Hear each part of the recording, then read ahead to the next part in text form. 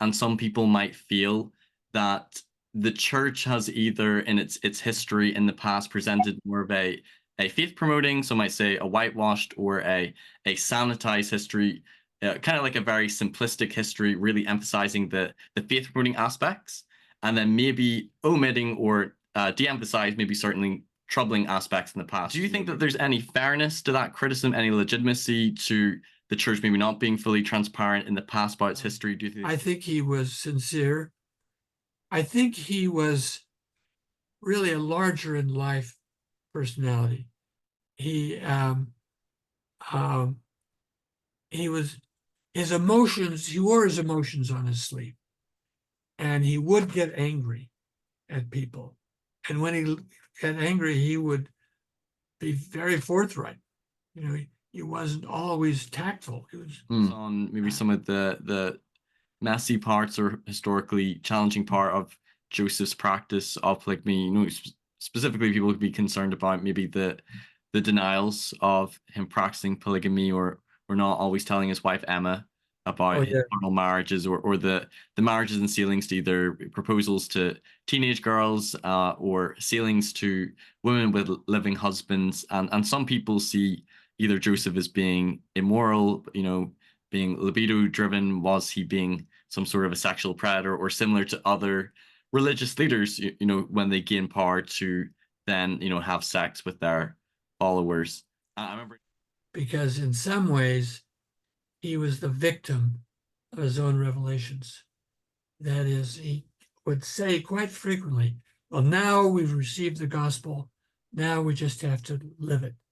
But then he'd receive a revelation, you've got to build a city of Zion. And then you've got to build temples. Then you have to do baptisms for the dead. It goes on and on. Mormonism with the Murph, where Larry Singh explores church history and the church's truth claims. Truth claims, and I am so excited for today's interview. I have with me guest, historian, and scholar, Dr. Richard Bushman. Richard, thank you for joining me today. My pleasure. Yeah, it's an honor and a privilege. So what we're planning to do in today's episode is to talk a little about with Richard Bushman about his studies and his views of Joseph Smith and church history, and his views on different historical topics, or maybe some controversial things as well. And as well to talk about some of the things that he finds very profound or meaningful or resonating about Joseph Smith and the restoration and the things that have come from that as well. So I'm hoping this will be a really good conversation, and I'm really grateful and privileged for you giving up this time to do this interview with me, especially because you said to me before this is your wife's birthday. So I will definitely try not to take up too much of your time today. It's awesome. So maybe for any people, I'm sure everyone will be familiar with you, my audience, but tell us a little bit about yourself, your background, your life in the church, a little about your scholarly life, and how you became a historian and scholar of Joseph Smith and Mormonism.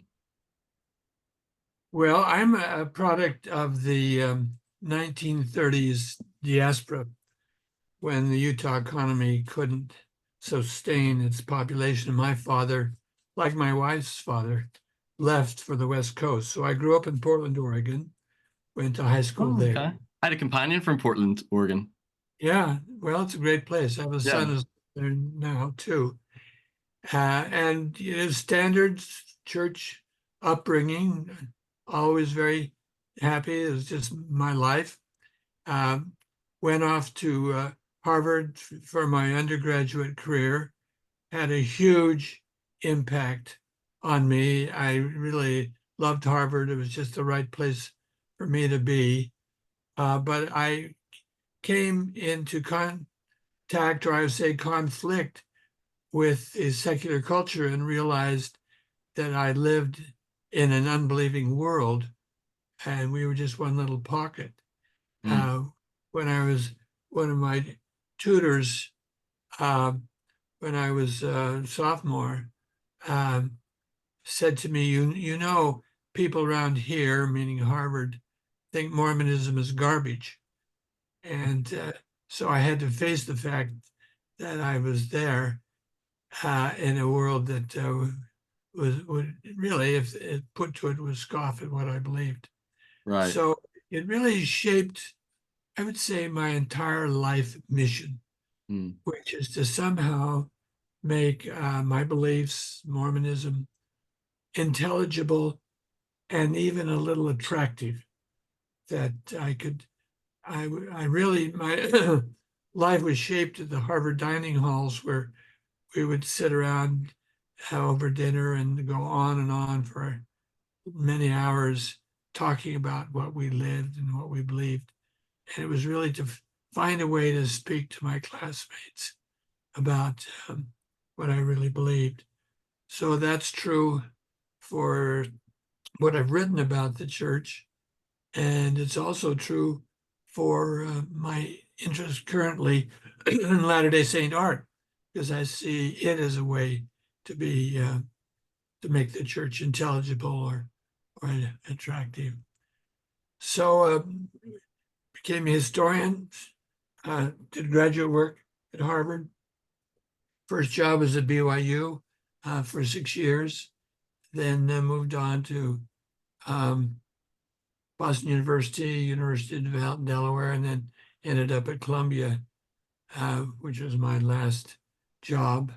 And I was really thought of myself as a American cultural historian, not as a church historian. My dissertation was on Connecticut in the 18th century, Right. and I've written books on the Revolution, and I became very interested in material culture. Wrote a book called The Refinement of America, maybe my best book. And so I turned to Latter-day Saint history at invitation. I knew Leonard Arrington very well, and he asked me to write a book for his 16-volume series on the history of the church that never was published, but was projected for a while. And so I wrote Joseph Smith and Beginnings of Mormonism. Then Ronald Esplin, when he ran the Joseph S. Fielding Institute of Church History at BYU, said we really need a biography of Joseph Smith, and I contemplated it and gave up a book I was writing called The American Farmer in the 18th Century. So I finished Joseph Smith, published it in 2005, and then finished up the farming book. That's this book here, Joseph Smith. Oh, Rough Stone Rolling. That's 2005, right? 2005. That's your biography of Joseph Smith. Yeah, right. Great book. So that's sort of a long account, but I think of myself as a general American historian who, in his later years, has turned to Latter-day Saint history. That's awesome. That's great background on your life in the church and your scholarship as well. So when it came to writing that biography about Joseph Smith, I think it's an amazing biography because it's one that it's coming from a faithful view of believing Joseph Smith is a prophet, but not shying away from maybe some of the maybe more challenging things in church history as well. And it gives a really comprehensive view of Joseph Smith's life as well, and understanding him and what his followers thought of him. Now, there's been other biographies written about Joseph Smith. You had Vogel and Brodie's No Man Knows My History, and it really came more from the angle of Joseph Smith being sort of a con man or a charlatan and really doing things, either for power or sex. And then you have like Dan Vogel's, which I think came out just before yours, Joseph Smith, The Making of a Prophet, which is more of a nuanced view that Joseph was like a pious fraud who like sincerely believed that maybe he was inspired or in his prophetic calling, but viewed that Joseph sometimes used deception. I guess what's different about your biography and your view of Joseph Smith, and why did you not feel like you align with their views or their take on the character and life of Joseph Smith? Well, I when I was trying to decide if there was a new biography needed, I really felt that his religious life was not adequately accounted for. Mm. He's an adventurer. He was inventive. He was psychologically pressured. And so he sort of turned to religion as a way of solving his personal problems. But I thought went beyond that. You know, he wrote a lot of revelations. And, you know, to write the Book of Mormon at age 23, 24, over 500 pages of insistent religious talk, Yeah. really informed by Christian piety, and then to carry that on all through his life, I think you have to say he was a religious person. Yes. It'd be like saying Einstein just pretended to be a scientist when he really, you know, was a fraud. It was just a pretense, or you know, that Freud was just a pretense. He wasn't really a psychologist.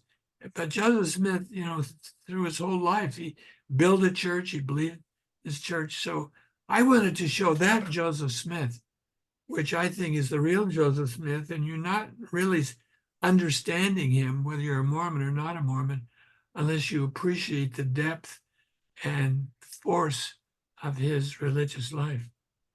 No, totally great. Love that. And before we get into maybe certain topics or certain questions related to Joseph Smith's life or things in church history, I want to start off by getting your take on this question. And this is probably something that you've heard a lot, and some people might feel that the church has either in its history in the past presented more of a faith promoting, some might say a whitewashed or a sanitized history, kind of like a very simplistic history, really emphasizing the faith promoting aspects, and then maybe omitting or de-emphasize maybe certainly troubling aspects in the past. You know, maybe that there's different first vision accounts, or Joseph had a seer stone and used it in his youth in treasure digging and treasure seeing, or, you know, aspects of Joseph Smith's polygamy or the Kirtland Bank. Do you think that there's any fairness to that criticism, any legitimacy to the church maybe not being fully transparent in the past about its history? Do you think there's more nuance that's a little bit more complex than that? What's your take on how some people might feel that in the past the church hasn't been fully transparent? And then my follow-up question to that is, what do you think about, you know, in the past 10 or 15 years, what the church has been doing to be a lot more transparent and comprehensive about the history? Well, I think it's certainly true that for years we had an idealized version of Joseph Smith. You know, he was made a hero. He was virtuous, plus. And, you know, that's what you do with important people. When people think of George Washington or Thomas Jefferson or Abraham Lincoln, they idealize him. Yeah, I like them, put them on a pedestal. Yeah, because he's so important in your life. You want someone to be worthy of your affection and respect. So FDR gets that same treatment. But to say they whitewashed, I think is unfair. That implies that all the church leaders secretly knew all the wrong things about Joseph Smith and hid from the It gets people. back to intent. But the fact is, they believed the history that was being taught. It's true that someone like B.H. Roberts knew things about Joseph Smith, that, you know, the flaws in his nature. But the church leaders as a whole believed the same thing that people in the pews believed about Joseph Smith. And all the criticism was dismissed by church leaders and by most church historians as the product of enemies of the church. It was biased views. Right. And whole big stretches of documents were dismissed as inventions of anti-Mormons trying to discredit the church. And of course, you know, the church had gone through a history of constant battle with public opinion through the 19th century. And so there was really a warfare. Church historians were not trusted by outsiders, and the church leaders didn't trust the outsiders. The change came after World War II, when people like Leonard Arrington and James Allen and others took up a profession of history, went to graduate schools where they learned they had to write a history that would go down in the seminars they were taking. They had to write history in a way that it would be believable by their dissertation directors who were not Latter-day Saints. And they were forced to look at the material that had been dismissed as anti-Mormon, to reassess it, and gradually to reevaluate it and find that there was truth in it. Mm. When faithful members said, yes, we have to accept these sources, even though they're negative, then the church leaders gradually became around because they could trust the judgment. Before that time, everything was the work of a prejudiced mind. And so, it took a while. There was a resistance to what was called the New Mormon history, which meant history that would be acceptable to unbelieving historians. But now it's been pretty well. The war has been brought to an end. And people who are not believing Mormons write history that Mormons believe in. And I think whenever I studied into the use of a Seer stone and the Book of Mormon translation, that was something that I felt like was quite eye-opening for me, is that I don't think that this was necessarily intentionally hidden, but it seemed like people like Joseph Fielding Smith and Bruce R. McConkie, they were aware of some of the sources and statements of people like David Whitmer about a Seer stone being used, but they saw it as not credible and erroneous, and they very much privileged the canonized accounts about it being the Urim and Thummim. And then it wasn't until much later, when historians were taken into account, a lot of the sources did that now start to get incorporated into the translation. So it wasn't necessarily them in a deceptive or insidious way trying to hide it, but they just didn't view it as credible. That's right. They downplayed it. Right. Seer stone is in B.H. Roberts' Comprehensive History. He talked about the Seer stone. Mm-hmm. So it's not a buried fact. It was just felt to be irrelevant or maybe questionable in some way by some people, but it wasn't an active effort to suppress. It was just a matter of taste in what you emphasized when you told the story. Right. And it also makes sense for an organization or religion, or as a person. I can also sort of have some compassion that, like, if I'm sort of talking to people about my life, or say whenever I was first dating my wife, I didn't want to go in necessarily telling all of the flaws and all of the messy, troubling things in my history. So it's understandable for us to present. Sometimes we want to focus on the best parts of our history as well, and sometimes that can cause there can be that de-emphasis of some of the negative, troubling things. But I felt like in your book, you don't shy away from some of those troubling things. You address them, you confront them through a faithful lens, both the good, the bad, and the ugly, and people can have, I think, a more well-rounded and informed view of the life of Joseph Smith, and particularly the way that believers and his followers saw him as well. Right.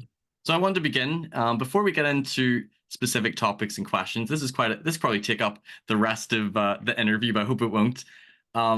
Somebody asked me, how would you describe the personality, the character, the person, Joseph Smith? And I'm going to add to that his sincerity, his motivations. How do you view him as a person from your academic scholarship and your research of Joseph Smith's life? How do you view the character and the personality of Joseph Smith? Well, I certainly believe he was sincere. And that comes out, I think, most clearly in his letters to Emma. Yes. When he was away traveling around and wrote back to her. And it's clear that he was a deeply pious person in the best sense. That is, he needed Christ's redemption, very much aware of himself as a sinner. And he yearned to be forgiven of his sins and to do what's right. And I also believe that he had a sense when he was receiving a revelation, and it was a distinctive experience for him, and he didn't pretend to receive revelations. So, he's very explicit about that. So I think he was sincere. I think he was really a larger in life personality. he um, he was his emotions. He wore his emotions on his sleeve, and he would get angry at people. And when he got angry, he would be very forthright. He wasn't always tactful. He was, and therefore a little hard to live with. These stories of him fighting with his brother because they got so angry at one another. So there's always that. But the other side of it was he exuded love and affection. And you come into his presence and you're just sort of overwhelmed by his presence and his love and his sort of radiance. He really was a charismatic personality in the sense of having all that force. People who knew him say, he dominated every room he walked into. And it didn't matter who was there, was the president of the United States or, a visiting senator. He was always sort of the dominant force. Like the center, everyone was quite captivated or drawn to him. Yeah, yeah. And then I think he was very strong-willed. As people ask what characterized him most as a prophet, I'd say he was resolute. He was not discouraged. He was beat up, not only physically, but, discredited and scorned. And his people were driven all over. The persecutions, being brought into court, put in prison. All those prison experiences, and then just constantly demeaned, always laughed at. And he knew that people were scorning him, but he just wouldn't give up, in presenting himself as the prophet and in building the church and leading his people. He was very resilient. So what we're going to do is talk about certain aspects of Joseph Smith's life or different church history topics, and just to get sort of your take, your view, your thoughts on it.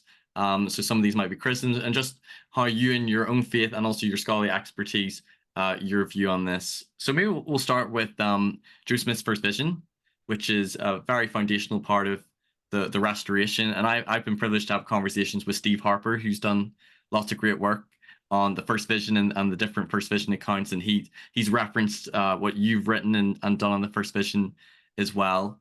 But there's 4 different primary accounts that Joseph gave of his first vision. I believe 5 secondhand accounts as well throughout his life. We're familiar, mostly as Latter-day Saints, with the one canonized in the Pearl of Great Price, the 1838 account. And some people can be concerned, not so much that there's different first vision accounts, but maybe about some of the differences. For example, like, does his motivation for praying change from 1832 to 1838, from seeking forgiveness to want to know what church to join, or does he change on the number of beings he sees, or does it line up with the historical record of there being revivals, or why doesn't he write about it until 12 years after the fact? And some people see it as he's either inconsistent in his retellings, or is he embellishing after the fact? What's your take? How do you interpret the different accounts of Joseph Smith's first vision, and still believe that the first vision really happened, and believe that Joseph Smith was a prophet? Mm-hmm. Well, Von Brodie is the one who first brought up the point that he didn't talk about his first vision until late, Right. Thinking it was an invention of a later period for purposes of satisfying his people. Then right, because his leadership and authority was being challenged. Yeah, and that was 1838. Then it's discovered there's one in 1832. And so she had another explanation for that. It's an interesting thing, which I cannot explain, that Joseph Smith was very eager to have the revelations that came to him in words printed. He wanted that Book of Commandments printed to get those revelations down. Mm-hmm. Very reluctant to talk about visual revelations. He didn't tell his mother about the first vision. She had nothing to say about it. Mm-hmm. Never mind. I've learned for myself that Presbyterianism is not true, was all he said when she asked him about it. He didn't talk about John the Baptist. He didn't talk about Peter, James, and John. No one in Kirtland heard about the visit of the Christ in the temple. It was never written down or published. He did write about the first vision in 1832, but he didn't publish it or let anybody see it. It wasn't discovered until 1960. So I don't know how to explain this, but it's simply a fact that he was slow to talk about his visions. That's interesting because when it comes to the angel Moroni, who visited him 3 times in one night, and then when he sort of collapsed when he was working on the farm the next day, I believe the angel explicitly commanded him to go tell his That's father. right. And So, because he didn't, yeah, he's had a big revelation. He goes to work the next day, doesn't mention it at breakfast, doesn't mention it in the field, and he has to be told by the angel. So there's that part of it. There is the problem of why he said he saw the Lord in 1832.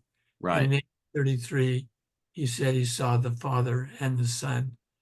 And I don't know how to explain that exactly, except they're very abbreviated in both cases. And in 1832, he may not have just, he may not have wanted to make a big deal that he was holding back a little bit. But there's also the fact that between 1832 and 1838, the idea of God as having and Christ as being separate, that the Trinity doctrine is Right. really discredited. And so, and they're saying God, Christ, and the Father were two, would have some doctrinal significance. You're trying to emphasize that more. For him. I will also say this, we don't know who wrote the 1838 account. I personally, and this is a personal opinion, don't think Joseph Smith wrote it. He doubtless edited it, but it doesn't sound like anything he wrote. The official canonized one, even him dictating it, you don't think he was the one that dictated? No. Oh, interesting. No, it doesn't sound. He dictated large parts of the 1832 account as well as writing it. And that is Joseph Smith. That's real Joseph Smith. He just flows along. It's very emotional. It's not the 1838 account is a very carefully structured. It's a really a wonderful piece of literature. He never did anything like that at other times in his life. So I think we have yet to understand that. And it was written specifically to defend the church against critics. It begins that way. And the context, really, all the persecution that they faced. That was something that Stephen Harper brought up to me, that he talks about persecution a lot in that account, but the saints had gone through a lot of persecution just prior to them writing it. And it was a new part of their identity. And early on, the church did not think of themselves as the persecuted minority or present themselves that way. After Jackson County in 1833, that became one of the ways they introduced themselves. It was a way of presenting themselves as a group that needed to be sympathized with and protected and so on. So there was sort of a change in outlook in that period. Right. So you don't see the different First Vision accounts, for you personally, you don't see them as necessarily inconsistent with each other or troubling or problematic. Do you find it more like it helps to enrich or to understand maybe more of the vision having the different accounts? How do you feel about it? Well, I don't say they're not inconsistent, because the 1838 account introduces all of these elements that are not in the 1832 account. So, I don't say it's necessarily contradiction, but it certainly has a different flavor to entirely. But I see that as an account that was shaped by the 1834 publication of Howe's book, Mormonism Unveiled. And it presents Joseph Smith in a different way. So that work of scholarship is yet to be done. Steve's done a wonderful job on what he's done, but I think we now need to sort of do a source analysis. Where Critical did source the analysis. idea of the churches conflicting with one another? Where did the idea of the the John, the James chapter, if any of you like wisdom, when did that get introduced? Many elements there. I think each one of those could be traced to something that was said, something that was thought, that was all sort of assembled into this 1838 version. What are your thoughts on the 1835 version that kind of talks a little about both motivations? I believe in that account, Joseph, and that's when he's dictating when it's Joshua, the Jewish minister. I think Robert Matthews comes into town in Kirtland and sort of rapid dictation. But I believe he talks about like seeking to know which of all the religions were right. But then he also talks about like being forgiven of his sins when he sees the two personages. And I've often read that and thought, could this be like him harmonizing, or maybe both motivations were at play, but he doesn't always emphasize both in each retelling? Do you have any thoughts on that?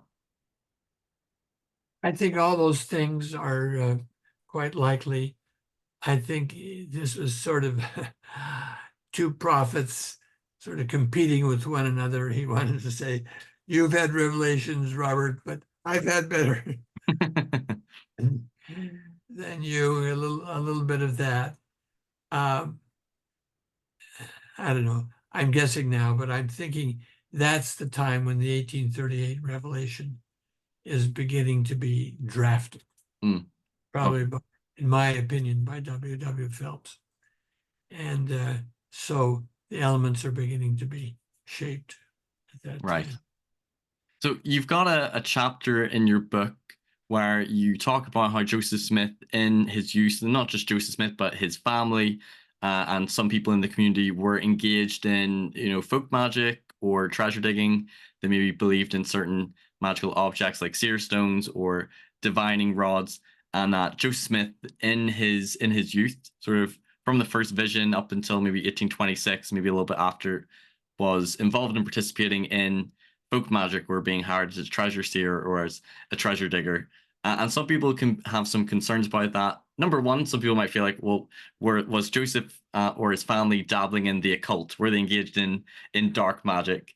I think the second, probably the more serious concern people might bring up is, was Joseph, if he was using a seer stone and being hired as a treasure digger, but no treasure has been found, was he being a con man? Was he being a fraud? And then him using, maybe that same stone later in the Book of Mormon translation. But no, there's some people, like some of his family members, that believe that Joseph really did have this spiritual gift to find lost objects and see things through the stone. But what's your take on Joseph Smith's engagement in folk magic and treasure digging? Of course, that's a very common practice all through the Northeastern United States and throughout Europe as well. So he's not a con man because all the people around him believed in this sort of thing. And the fact that they didn't find treasure never discouraged treasure seekers. No. All through history, they keep looking for it. And there's always rumor stories of someone else who's found treasure that float about. So it sort of encourages them to keep going on all the while. We think of it as superstitious, as a degraded, primitive form of belief, but it comes from a very honored ancient tradition, that goes way back through Hermeticism and all these other Rosicrucians and so on. And a century earlier, there would be lots of people of distinguished rank in English society who would consider treasure seeking acceptable and seer stones as acceptable. So by the 19th century, the educated people have pulled away from this, and they scoff at the um, superstition of plain people, poor people. But that's an honored tradition. So I don't think Joseph Smith learned to be ashamed of it after Howe's book led him to think that way. But I don't think he and his family thought of it as superstition. I think they believed in it. And it was fortunate too, because how else could they interpret gold plates? For the angel to say this is an ancient history written by people who lived in North America, that's not going to cut it with the Smith family. That would mean nothing to them. And I think Joseph Sr., who was more involved than Joseph Jr., was able to believe in the plates because he believed in magic. And Joseph himself, on his first visit to the hill, he was thinking treasure. And, he was sort of cold and what the angels said and then what he believed. By the time he got there, he was looking for treasure. He wanted to get something of value Right. out of the ground. So it really takes 3 or 4 years for the family to sort of come around and believe something that was totally beyond their comprehension. An ancient book, scripture, inscribed on gold plates in a hill. That took a lot of doing for them to comprehend it and to accept it. So the gold seeking was really a bridge to a place too far. Almost like opened up his family's mind and maybe prepared them to maybe accept or receive, Joseph claiming an angel and gold plates, where they might have been more skeptical or might not have accepted if it weren't for that culture and that environment they were in. It wasn't just accepting it or not, but understanding it. I mean, it just made no sense at all to them. And just a quick follow up on that, because some of Joseph Smith's family members, Lucy Mack Smith said that Joseph had this gift to see things like not visible to the naked eye. I know Martin Harris gave an account of Joseph being able to look in the stone and literally find like a needle in the haystack, like I think a pin in straw. And there's other people who, like Josiah Stoll, Joseph Smith Sr., David Whitmer, people who really believe that Joseph had this spiritual gift, but then perhaps he was misusing it, his gift or his spiritual powers, in treasure digging. I remember whenever I was researching into this, a quote from, I believe it was Alva Hale, who I think was a brother of Emma. And I felt like this was quite credible, because I know they weren't the friendliest to the Smiths, but he said that Joseph said to him that peeping in stones to find buried treasure, Joseph sort of acknowledged it was nonsense, it didn't really work, and that he'd either been deceived in it, but he believed that seeing in the stones the work of a seer was like a spiritual gift. And perhaps he believed that he did have this spiritual gift, but it worked more for righteous purposes. What are your thoughts on that? Do you lean more with that view? Or I know there might be some scholars who might just think that, he didn't have this gift. It was just the culture, his environment, but God was able to use something from his environment to later reveal the Book of Mormon to him through. What's sort of like your take on that? If Joseph really did have a spiritual gift or not to see in stones? I think he believed he had a spiritual gift. I think his family believed he had a spiritual gift. But somehow in those mysterious years between 23 and 27, it faded. Maybe not entirely. Mike Quinn makes the point that they continued to believe in seer stones for a long while, but you begin to see that there was some larger purpose. And, the seer stone gifts of hunting for lost objects became trivial. I don't think he ever really denied them. He doesn't denounce that culture, or maybe never renounced it. But it faded away into his past. Right. So I remember reading a quote from yourself, and I can't remember if it was in Rough Stone Rolling or if I saw it somewhere else, but you talk about how maybe some unbelieving or critical historians might downplay or not emphasize as much the statements of eyewitnesses of the coming forth of the Book of Mormon, because they seem to be quite faithful, either the the witnesses of the Book of Mormon translation, and particularly the witnesses of the plates, the three witnesses who claim to see, the angel in the plates in a vision and hear the voice of God, or the eight witnesses who held them tangibly. And also other informal witnesses who either held the plates covered in a cloth, or Mary Whitmer, who claimed to have a vision. Could you maybe describe how you see the Book of Mormon witnesses, either of the translation or of the gold plates, as you feel as corroborating evidence in favor for the divine authenticity and the coming forth of the Book of Mormon? I think they're pretty credible. They stuck with their testimony, as we emphasize over and over again. They never renounced it. I don't think Martin Harris renounced it, though that charge has been made. I'm really impressed with a letter that Oliver Cowdery wrote to Cornelius Blatchley. I think he was a Quaker minister who had inquired of Martin Harris about the plates, about the witnesses seeing the plates. And this is in November of 1829, just 3 or 4 months after the vision.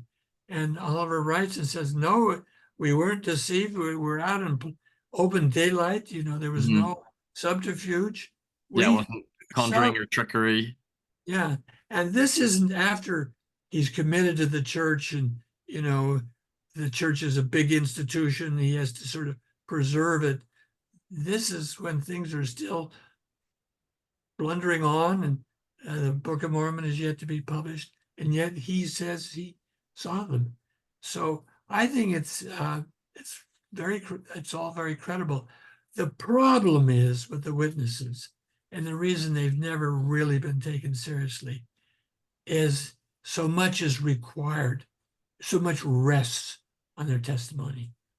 If you have to take this and say gold plates, an angel, an ancient people, the existence of God, prophets, we build this huge structure. And as Cornelius Batchley said, well, to say you're writing another Bible, I need better evidence than that. It's not that there wasn't good evidence, but it wasn't quite strong enough to bear such a heavy burden.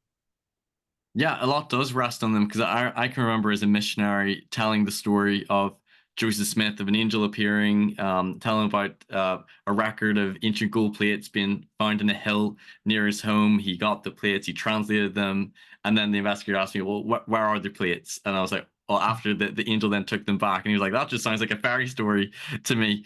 And I think if it wasn't for having so many witnesses who also claimed to see the gold plates, it does add to, some credibility to it. You can't just dismiss the story as easily. And as I've looked into both the witnesses of the translation, many of them just believe it was miraculous, that the power of God was there. They believe it was beyond Joseph's natural capabilities. Maybe at times they might have been trying to downplay his intelligence, but certainly the 3 and the 8 witnesses are very consistent and adamant and emphatic. If you read the majority of their statements, they know what they experienced. Yeah, I agree with that. Okay, well, moving on. I'm curious to get your thoughts on this, because there's a bit of a debate over the method of translation. So I grew up, being depicted in church art, and if I watch church movies, that Joseph Smith translated with the gold plates in front of him, maybe using the spectacles or the Urim and Thummim. And now it's acknowledged that likely the Book of Mormon was translated through either using the Urim and Thummim or a seer stone, the same stone he used in folk magic and treasure digging, putting in a hat and burying his face in a hat and then dictating. There's some people who believe that because Oliver Cowdery and Joseph Smith, I think maybe John Whitmer as well, seem to emphasize the Urim and Thummim narrative. And then you have other people like Martin Harris, Emma Smith, David Whitmer, Joseph Knight Sr., Elizabeth Cowdery, Michael Morse, who either talk about both the Urim and Thummim and a seer stone, or a seer stone in a hat. And there's a bit of controversy between, was it the Urim and Thummim, was it the seer stone? Were likely both instruments utilized in the translation process?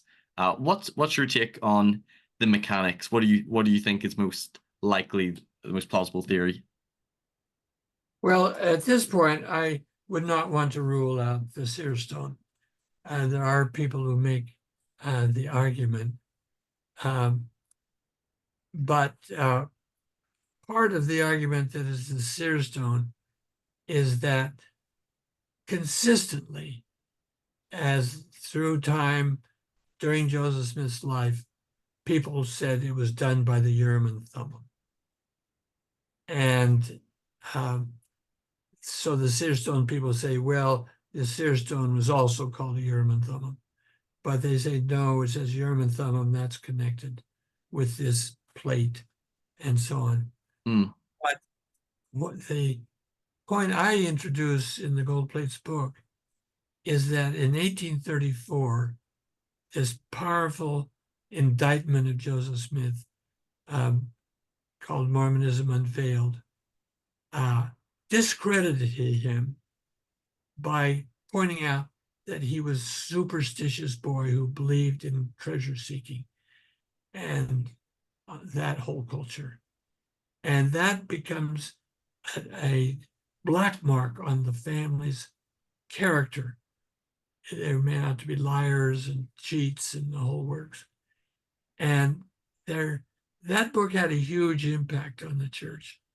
And I think that the seer stone too strongly associates the Smiths with superstitious treasure-seeking culture. And the Urim and Thummim is associated with Bible culture, even though it's not a very good word for what the Urim and Thummim actually did, but still it was Bible culture. And so from 1834 on, every effort was made to drop out the word seer stone and to use the word Urim and Thummim. So much so that revelations that from the book in the Book of Commandments in 1832 did not have the word Urim and Thummim were inserted into the Doctrine and Covenants versions from 1835 on. Yes, that's right. And then that sort of becomes the orthodoxy. It's like nowadays you feel uneasy saying Mormon, you say Latter-day Saint or the Church of Jesus Christ. In those days, seer stone had that kind of tainted feeling to it. There's a lot of statements as I poured over them. There's a lot of people there's some that talk about the Urim and Thummim and the gold plates. There's a lot that talk about an instrument, whether or not one of the Nephi interpreters or seer stone going in a hat. There's a contemporary account of Jonathan Hadley where he claims that Smith told him whenever they came to say they could publish the Book of Mormon, get it printed there, that he would put the spectacles in a hat. And I felt, as I read through that, there's a lot of statements, either it could be the seer stone or Nephi interpreters, but it seems likely that one of those instruments was probably put in a hat, at least during some of the translation. Would you lean with that? Yeah, I would go along with that. Yeah. I mean, once, Joseph Smith complained about his eyes. And so the seeing, when he was translating, the seeing aspect of it was difficult for him. So I think it makes sense that it would. Maybe for convenience. I think there was an account that said that. Yeah, it's a little ridiculous. And so we don't really like that picture. But it's very practical. And so why not? Well, I guess it showed that he wasn't utilizing other sources in a way. He didn't have a secret manuscript or notes he was drawing upon in a way. So the next question I'll ask you is, what's your view on sort of like the nature of the text or the nature of the translation? There's a bit of debate over, you've heard all this, the tight versus loose, the tight translation very much being like, was this a literal word for word translation that was sort of appearing on the stone, and that and some of the eyewitnesses sort of describe it this way, that a character would appear, follow with the translation, then Joseph would read it, scribe would read it back, and then if it was correct, they'd move on. Very much this tight word for word. And then there's sort of like the loose translation. Brent Gardner talks about maybe more of a functional translation, that it's a 19th century translation of an ancient text, but it's Joseph's, vernacular, his language, his vocabulary, clothing the translation. You have Blake Oster's, that's an expansion, that there might be at times where Joseph is expanding upon the ancient text and his own worldview is there, trying to make sense of maybe modern elements, but also some of the ancient elements. Where do you lean in that debate? Do you lean more with the tight literal sort of word for word translation that maybe Skousen or others might propose, or more maybe loose or functional or an expansion? What's your take on the nature of the translation? Well, I'm actually in the middle of trying to settle that in my own mind. I thought I had it settled, but these things are coming back. I But often feel the same. but I think there's no doubt that it's 19th century fiction, 19th century phrases. You know, so to say that it's not 19th century English, it would be wrong. So there's that. But what I am more interested in is the best, or probably the most authentic description of translation is not from these observers, but from the revelation to Oliver Cowdery that Joseph wrote, saying you have to search it out in your own mind. Right. It just doesn't come to you passively like you were reading a text. It requires some effort, some concentration. Right. So intellectual work. Yeah. So I think that opens up the possibility of drawing on all sorts of things that were in Joseph's mind, which would make possible something more like Blake Ostler says, of expansion of the text at certain points, elaboration. In no way undermining or weakening the inspiration of it. I mean, Joseph cannot have written this on his own. Right, and the authenticity of the plates and the angel there being in record, right? Exactly. But this is simply a matter of how do you take a text, or how do you create a text that you want to be scripture? So it has to be very powerful in connecting with 19th century people. And so that leaves room. And there are more and more church scholars who are leaning in that direction. Right. So 2 quick follow-ups to that. What are your thoughts on the critical or naturalistic explanations that Joseph Smith was, one, a creative genius, but that he was borrowing things from his milieu, his environment, so like 19th century influences, be it, say, the King James Bible, his own father's dream and family autobiographical material, anti-Masonic rhetoric, maybe Protestant sermons and seeing people's conversion experiences at revivals, and his own deep study of the Bible, and that he was just able to produce this naturally. What do you think about those theories? Why don't you find them persuasive? Well, I do find them persuasive. I think he definitely responded to his culture. What I say of Joseph Smith is that you give him a seed, and he would grow it into a great tree.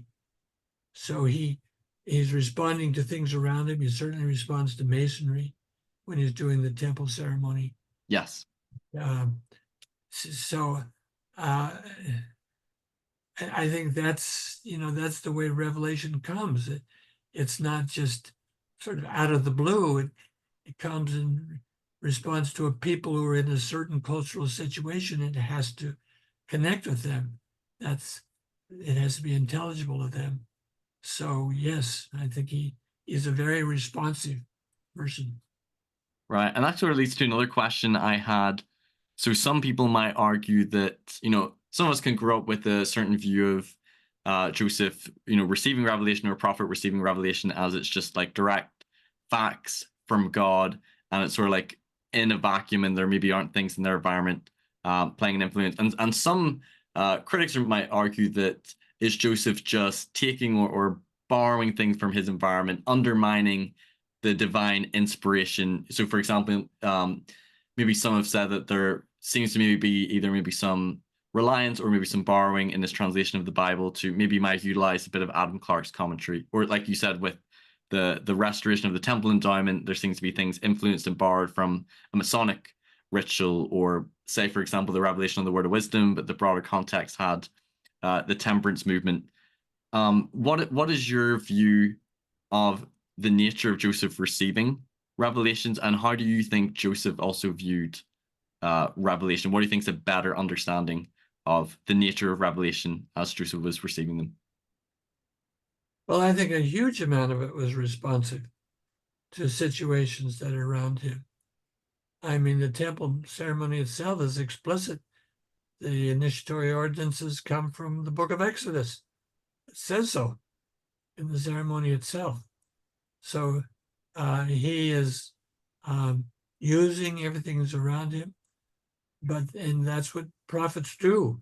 As you know, it's not a fax from God.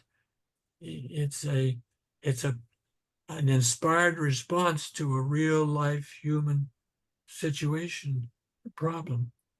And so I think Joseph is continually doing that. Hmm. It's interesting. I've been listening to a series, Church History Matters. I think it's really good on Scripture Central, Casey Griffiths and Scott Woodward. And they did a series on the Joe Smith translation of the Bible. And it was quite eye-opening to me is they talk about how so many of Joseph Smith's revelations that he received in his life, the catalyst or the thing that sort of led to it was often his study of the Bible. And then he would go and inquire, like, receiving the Book of Moses is like a revelatory expansion as he was going through like first few chapters of Genesis, or like the vision of the kingdoms of glory. I believe they were, reading a passage in John, or baptisms for the dead, or celestial and plural marriage, that a lot of his revelations seem to come from his translation of the Bible, and perhaps having more of an understanding that it's often things in people's environment, outside influences, that leads them then to receiving revelation. Yeah, I think that makes perfect sense. Okay. So before I ask you the next question, I actually want to go back because a listener had a question with regards to the Book of Mormon. One, do you view the Book of Mormon as history, as an ancient text? And do you, because there's a bit of a debate about which geographical model you've got, the two main proponents are Heartland or Mesoamerica. If one, do you believe it's historical? And is there a geography model you espouse more or not? I do believe it's historical. I'm not sure I could prove that, but it sort of reads like history to me, like any text you might pick up, and it's filled with interesting things. And I just go with the winds of scholarship. I'm not particularly drawn to the Heartland model, but there are 14 different proposals about where the Book of Mormon take place, including the Malaysian Peninsula. I think I read one in Ethiopia as well. Yeah, right. So I think you just have to see where things lead, and I don't feel a need to make a decision myself. Right. I remember I chatted with Ugo Prego, and he just said, there's so many options. You got different backup options. That's right. One doesn't work, try another. Yeah, try another one. This one doesn't work for you. Try this model.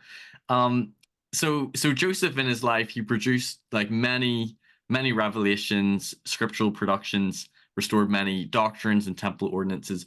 What specifically are there certain things of aspects of his revelations, or certain doctrinal or scriptural innovations or theology that you find very either inspired or profound, or like this seems to really resonate as truth? Are there any specific things that you feel that he restored that really inspire and seem to be profound to you? Well, I do think that he is one of the greatest revelators of all time, and the scope and extent of all the things he did is really marvelous. The one that I think is the most disruptive is his idea of creation. That creation was not the Big Bang when the world suddenly came into existence out of nothing virtually, but rather as an ongoing creation. God in Moses 1 speaks of creating one world after another. And there are passages that make it sound like matter is as eternal as God, that matter is not created, it always exists. Right. God is an engineer rather than a de novo creator. He's making things. And that then puts God in time and space. He is in a place. Most theologies have him outside of time and space. There are many Mormons who think we need a God who's out time and space. But I don't think that's the thrust of our scriptures. And that gives life an entirely different sense, that we're sort of allies with God, joining up with him to try to do as best we can to make the world a better place, to live together in love, to rise to become supreme in our powers and intellect and goodness. And I sort of like that view of the world rather than, mere creatures of a God whom we're trying to please. Mm. Oh, I love that. So I've heard you say in maybe like past conferences or meetings that Joseph's scriptural productions, particularly related to like the Book of Moses and Book of Abraham, that you see Joseph as producing pseudepigrapha. Maybe you could explain pseudepigrapha. My understanding is it's sort of like writing in the name of sort of like a dead prophet. I'd like to explain, what do you mean? Maybe you could clarify what you mean by producing pseudepigrapha. Do you believe it was Joseph who was producing these texts in the name of a dead prophet? Do you believe he was channeling some ancient text, which was perhaps the pseudepigraphical text, being attributed to either Moses or Abraham writing? What do you mean by that? Or do you still hold that view? Pseudepigrapha is a slur. It's the term is invented, forget who did it, but by someone who wanted to say that the whole Bible is pseudepigrapha, that it's been created by later people and documents don't really represent what happened in the past. What they are documents written in the name of some ancient honored figure, Moses or Abraham or Enoch or any number of other people, written in their own voice as if coming from this ancient prophet, even though it was written later on, hundreds of later. And a huge number of these are produced between 200 BCE and 200 CE. Right. And there are now hundreds of them around in the world. And if I were a scholar outside the church and I ran onto the Book of Moses or the Book of Abraham, I would say it falls into the category of pseudepigrapha, something written by a modern person in the name of an ancient person in order to borrow some of the authority and truth of and honor of that ancient person, but to propagate something new, an interpretation of something that went on before. This is labeled by one scholar, Anthony Grafton, as counterfeiting. This is fraud. Right. But others say this is a legitimate form of biblical commentary. Prophets are forever building on what happened before. Paul builds on the ancient Judas Mosaic scriptures to come up with his Christian doctrine. So it's the process by which the past becomes the present under prophetic leadership. So I don't feel at all embarrassed about calling the Book of Moses, the Book of Abraham, and pseudepigrapha, because this is a modern prophet receiving a revelation that for him seems to come from an ancient person and could very well have been the words the ancient person spoke, but we can never determine that, but is inspired of God. It's a form of divine communication. Right. So you believe it was inspired. He was channeling revelation. Are you open to perhaps there could have been some ancient text he was channeling, or do you lean more towards it being inspiration he was receiving about past ancient prophet? Well, I must say that right now it sounds like an ancient prophet he's channeling, because what we know of the Abrahamic texts they don't really correspond to the writings of Abraham. They have other purposes. And it may be there are texts we don't have that were part of the set of scrolls that Chandler gave to Joseph Smith, but that hasn't been uncovered or proven. Okay. And since I don't find the other view that it's a revelation at least bit offensive or undermining faith, I tend to go with that right now. Okay, so I have two quick follow-ups on that. One, what are you aware or familiar, and what are your thoughts on maybe some of the work of Hugh Nibley and I think currently, Jeff Bradshaw, showing some of the correspondences between themes or phrasing in the Book of Enoch, which is contained in the Book of Moses, chapters on Enoch, to other sort of ancient Enochic literature or documents. I think the one that I researched was the Book of Giants, seeing some striking correspondences, which some might view this as evidence that he's channeling, either revelation or like some ancient text. What are your thoughts on that? Do you see that as evidence to it being, ancient or at least inspired revelation? Yes, I'm very open to that idea that words from some ancient prophet came to him. Yeah, and certainly Okay. makes sense to me. And follow up on the Book of Abraham, and this is probably one of the more controversial things.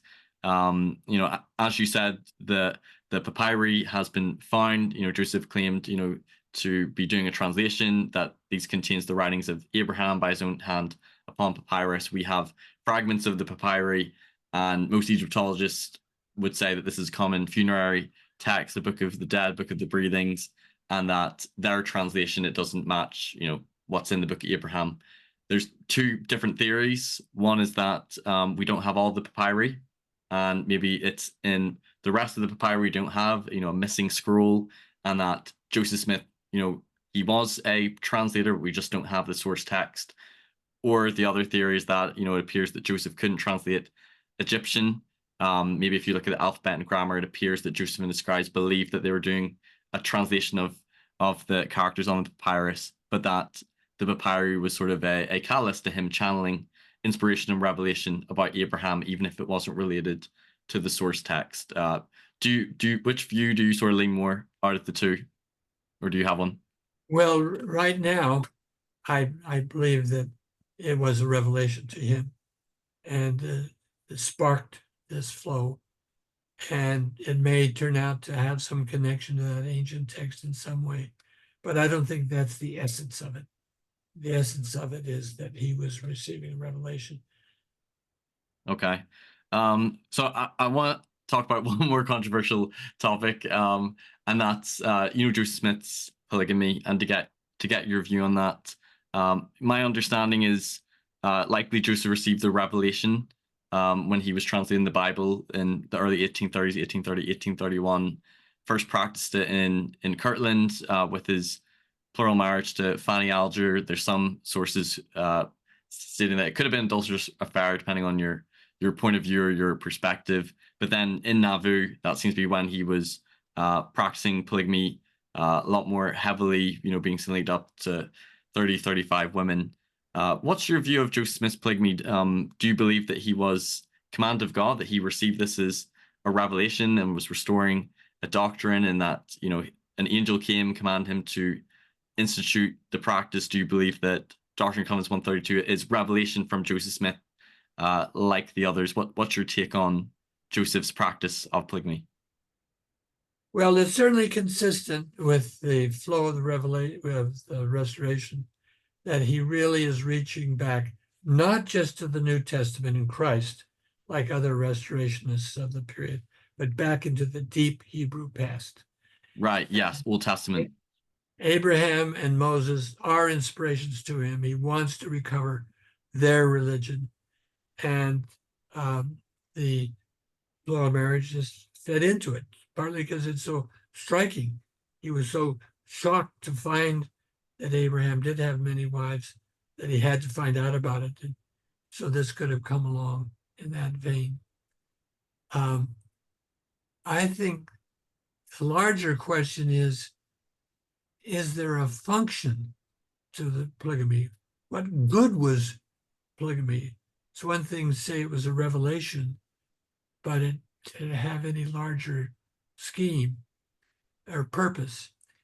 And here I'm really impressed with Sam Brown and Jonathan Stapley, that somewhere deep inside Joseph's mind was this feeling that the world had to be linked into great family structures. People had to be connected. So he himself practiced sealing polygamy, where the whole aim was to get people linked together, not domestic polygamy, where you would establish a household and have children and take care of it and raise a family together. And, this is borne out by the fact that even after Joseph died, people kept getting sealed to him as if they wanted to form this huge family network. Like this dynasty, like this welding link to different sort of like people and generations. And it was partly for his own glory, I guess you would have to say. He certainly loved the idea of a big family, but he wasn't the only one.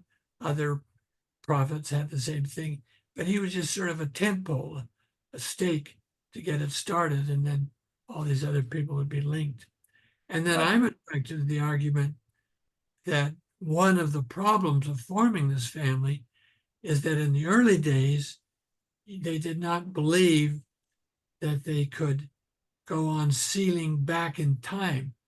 You could baptize people, but you couldn't seal them because you didn't know if they had joined the church, if they'd accepted the baptism. In the 1890s, Wilford, they say, no, you can start sealing back in time.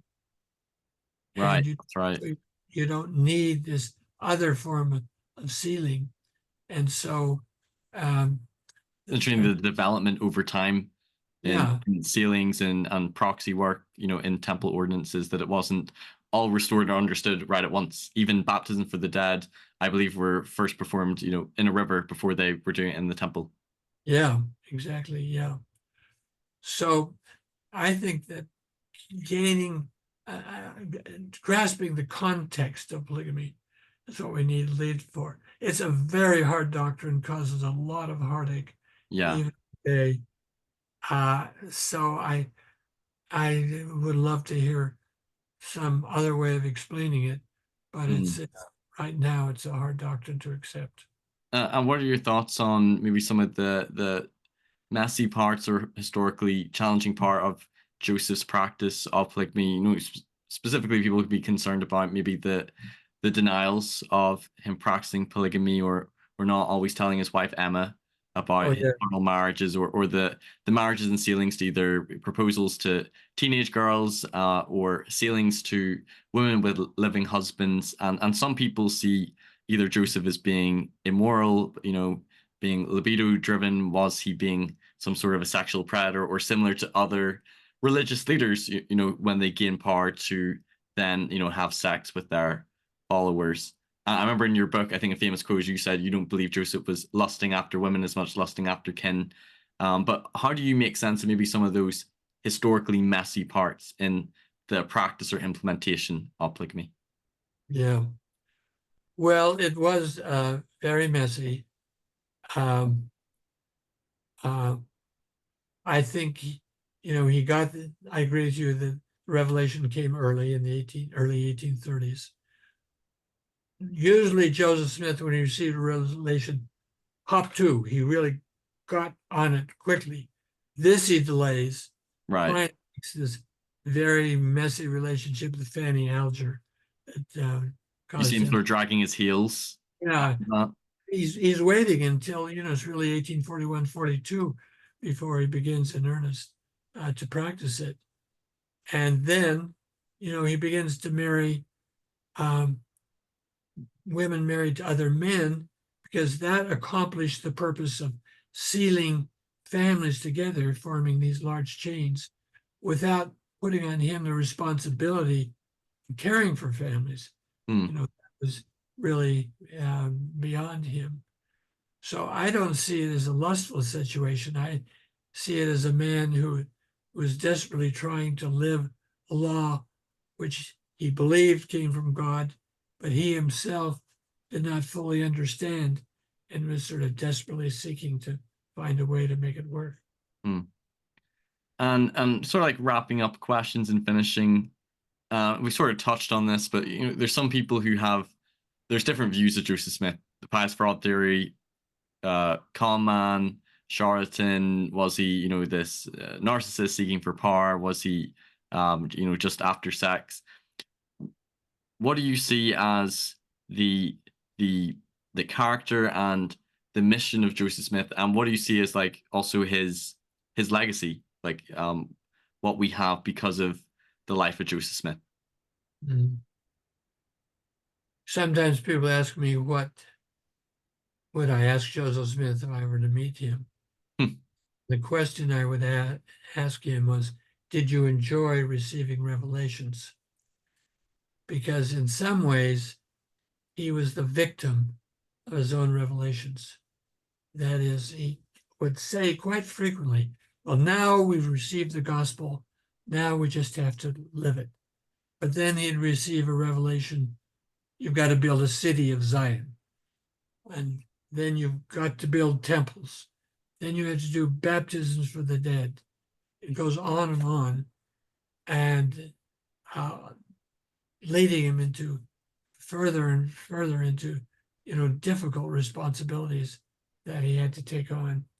So I see him as I say, as a man, as a victim of his own revelations, but it was determined. He believed in his own revelations. He felt like he had to follow them, and this did lead him at times to lie. He concealed things from Emma, which is very hard to forgive in him, but they were deeply devoted to one another. He knew she could not bear this, and so he just hid it. And the same with his people. He knew that they lived on tenterhooks all through the Nauvoo period because they'd had so much experience with persecution in Missouri. Yeah. Trying to avoid problems. He knew that if the word got out there practicing polygamy, that would be the end. And so he did conceal it in various ways. So that's not to his credit. But what is to his credit is his desperate desire to follow the commandments of God, even though they were hard and very difficult for him. Yeah. And he was just such an amazing American, like, religious figure. Depending on how you want to view Joseph Smith, whether a prophet or not, whether or not you see him as fraud, pious fraud, or a sincere prophet, the things that he accomplished in his life, all the visions he claimed, receiving plates from an angel, angelic visitations, all the scripture and revelations, and then the building of temples and establishing a Zion community, like, it's amazing all the things he accomplished in his life, and starting very young as a prophet. Like, what age was he when he died? Was he like 38, 39? Like, and all the things that he accomplished in his 15 years or so as president of the church is pretty phenomenal. We haven't talked about creating an organization that had all the marks of failing because it was so built around the charisma of one man. Yes. Yet created an organization that succeeded itself, that had the powers to keep growing and find successors to his own leadership. And it worked. It worked, and it grows larger all the time. And furthermore, is productive. It keeps producing good societies. All these little wards that function so well. It's quite a marvel. And, keep bringing young people up. And we lose a lot of them, it's true. And it's a very sad thing for me. But still, there are an awful lot who hold on. We are now renting a church in New York, a Dutch Presbyterian church that goes back to the early days of New York settlement. They have in this beautiful big old church maybe 30 people who attend church each Sunday. We fill the whole space twice in the course of a Sunday with families and kids all over the place, a couple of hundred people filling it up and it's really marvelous that it goes on that way.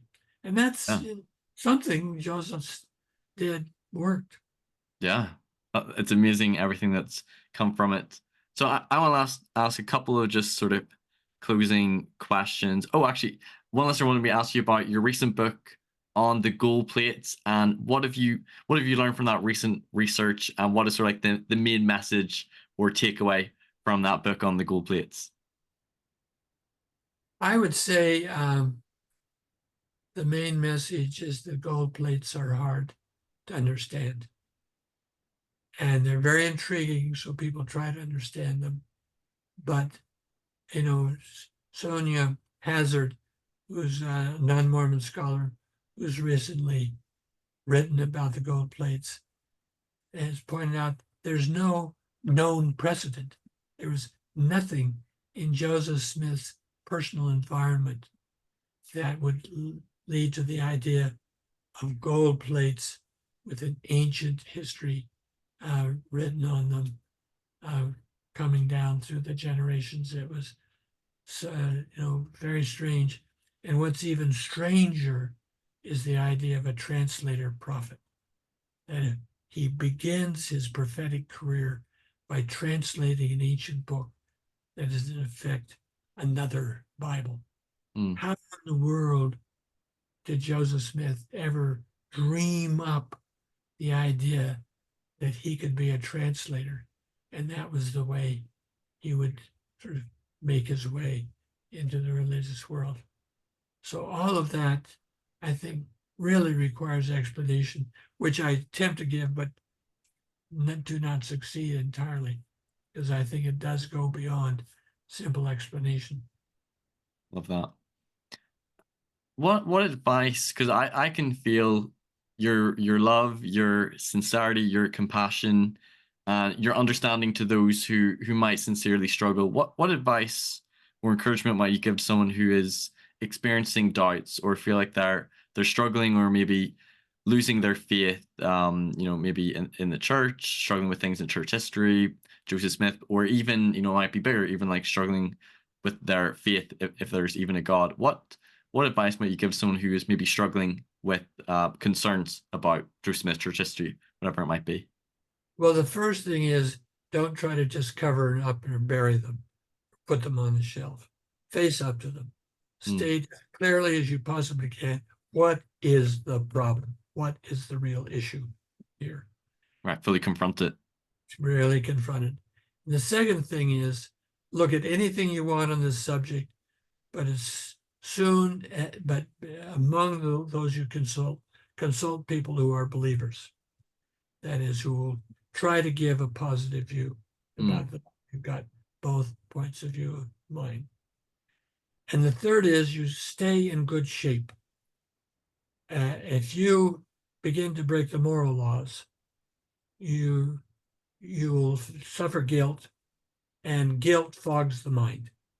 You can't think clearly if you're wrestling with guilt at the same time. And I'd say also you should pray, because if this is a matter that involves God, you've got to give God a chance to answer your prayers and direct you. So I think if you do those three things, things won't necessarily work out, and you may leave the church. It may not work for you, but you'll have given it a fair chance. That's beautiful. I think I could add anything to that. Final question, would you like to leave us with your testimony, why you are a believer and a member of the Church of Jesus Christ of Latter-day Saints, a believer in Joseph Smith and the Restoration, and what blessings have you found in your life from being a member of the church and following the Gospels restored through the prophet Joseph Smith? Yeah, it's been a wonderful life. I'm about to turn 93. Ooh. I've been a Latter-day Saint all my life, and I've loved every bit of it. I really enjoy being a Mormon. It's been a great blessing to me in many ways.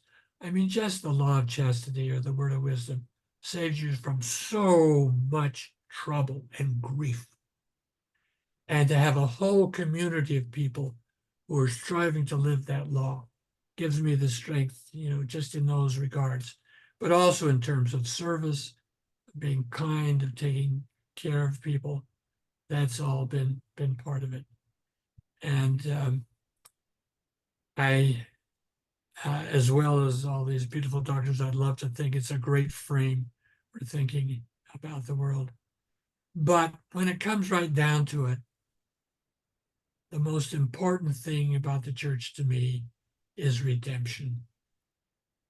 When I was hired at Claremont in the Mormon Studies program, the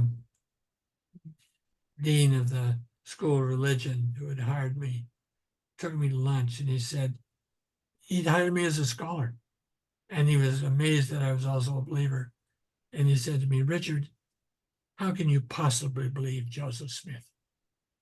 And I said, "When I live the Mormon way, I'm the kind of man I want to be."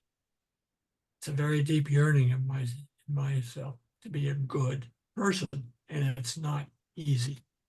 But the church has helped me, and I'm very grateful for that. Thank you so much. Well, Richard Bushman, this has been such an amazing discussion and interview. I've loved having this time to get to know you and to ask you a bunch of questions and learn more about your life and your views on these things. And I can't help but thank you enough and promote the great work that you're still doing at age 93. That's amazing. You should be off on the beach, sunbathing and relaxing, but you're still working away. And definitely encourage people, if they have not read, must read this book, Joseph Smith, Rough Stone Rolling. I want to read your book as well on the gold plates. It's on my list. There's so many books that are on my list. And just thank you so much for the great scholarship and work you've done and for being such a wonderful person as well. I've enjoyed talking to you. Terrific questions, Stephen. You've got a very good mind. It's a pleasure to be on the show with you. Oh, thank you so much. And listeners who have watched, if you've really enjoyed this video, please give it a like, share with other people as well who might benefit from this interview. Comment underneath your thoughts as well, any questions, and don't forget to subscribe because I want to keep doing more episodes, more interviews with different scholars and historians like Richard Bushman as well. And I've got future series coming up as well. So don't forget to subscribe. I'll see you next time on Mormonism with the Murph. Take care. Thanks, Richard. Bye. Thanks everyone for watching this episode. If you've enjoyed it, please give it a like, share it with others who might benefit, and don't forget to subscribe so you don't miss any future content. You can also listen to these episodes on podcast form on Anchor or Spotify, and you can follow me on Facebook, Instagram, and TikTok. Check out my website for more content, personal blog, and more. And if you care to donate to support me, you can via my PayPal or Patreon, or through the website, and you can also give donations via YouTube through Super Chats. Thanks for watching Mormonism with the Murph. Take care. Bye-bye.